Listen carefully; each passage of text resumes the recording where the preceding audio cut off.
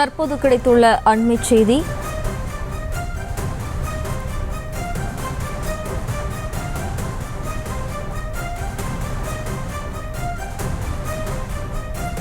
ஸ்ரீபெரும்புதூரில் மணல் கடத்தலில் ஈடுபட்ட ஜேசிபி வாகனங்களுக்கு தீ வைக்கப்பட்டுள்ளது.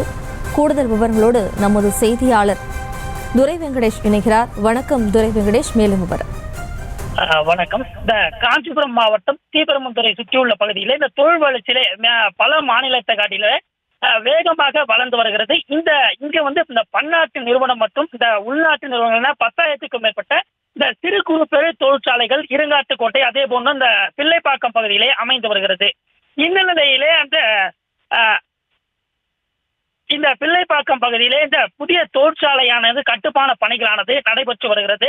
இந்த தொழிற்சாலைக்கு இந்த புதிய கட்டுமான பணிகள் நடைபெற்று வரக்கூடிய இந்த தொழிற்சாலைக்கு அந்த மணல் கடத்தலில் ஈடுபட்டு அந்த மணலை கொண்டு பயன்படுத்துவதாக தொடர்ந்து குற்றச்சாட்டுகளானது எழுந்திருக்கிறது.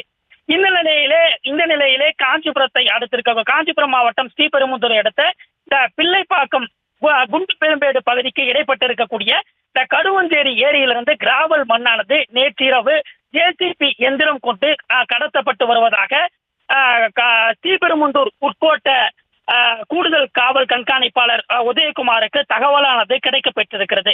இந்த நிலையிலே உதயகுமார் சம்பவ இடத்திலேயே நள்ளிரவு வேளையிலே அங்கு ஆய்வினை மேற்கொண்டிருக்கிறார்.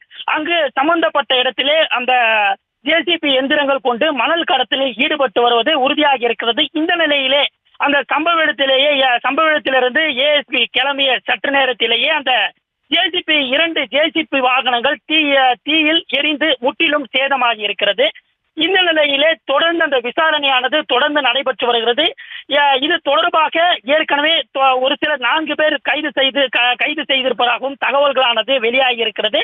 இந்த நிலையிலே தொடர் விசாரணையின் போது போலீசாரே அந்த ஜேசிபி வாகனத்தினை இந்த மணல் கடத்தலில் ஈடுபட்ட ஜேசிபி வாகனத்தை தீயிட்டு கொளுத்தியதாகவும் கூறப்படுகிறது. தொடர்ந்து இந்த வீடியோவானது சமூக வலைதளங்களும் கூட தற்போது பரவி வருகிறது. இந்த போலீசாரே தீயிட்டு கொளுத்தியதாக சொல்லப்படக்கூடிய நிலையிலே அந்த வாகனத்தினுடைய உரிமையாளர்கள் தற்போது இந்த காவல் நிலையத்தை புகார் அளிப்பதும் முடியாமல் விழிப்பதுங்கி நிற்பதாகவும் கூறப்படுகிறது.